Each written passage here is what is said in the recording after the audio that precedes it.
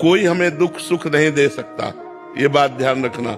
हमारा कर्म ही हमको दुख सुख देता है, वो किसी की खोपड़ी में बैठकर, निमित्त किसी को भी बना ले। यार ये आदमी हमें पहचानता भी नहीं लेकिन हमें बड़ा सुख दिया, और एक आदमी है कि जरा सा धक्का लग गया, पिट दिया और बड़ा वैर और बड़ा विरोध खड़ा हो गया, वो कर्म हमारा। एक गौतमी नाम की तपस्विनी जंगल में रहती थी, महाभारत की कथा है, भगवान व्यास देव जी ने लिखा है। तो उनके एक पुत्र था, उस पुत्र को एक सांप ने काट लिया, और वो जो जंगली कोल भील होते हैं वो उनके पुत्र को लाकर कहा, देवी आपका पुत्र मर चुका है और इसको सांप ने काटा है।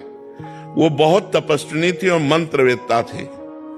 उन्हें तुरंत सर्प का आकर्षण किया और सामने बुलाया और कहा, मैं तुम्हें भस्म कर दूंगी, तुमने हमारे पुत्र को मारा, ध्यान से सुनना।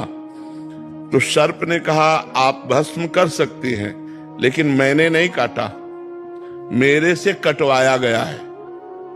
किसने कटवाया? बोले मृत्यु ने।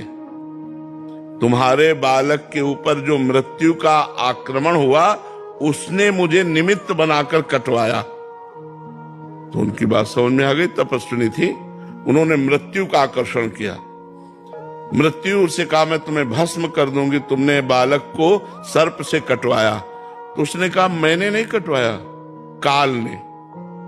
काल के द्वारा मैं मृत्यु प्रेरित थी और मैं मृत्यु से प्रेरित होकर सर्प ने काटा, मैं तो एक निमित्त। मृत्यु ने कहा, वो तो काल है, काल का आकर्षण किया, और काल महाबली भगवान का स्वरूप है।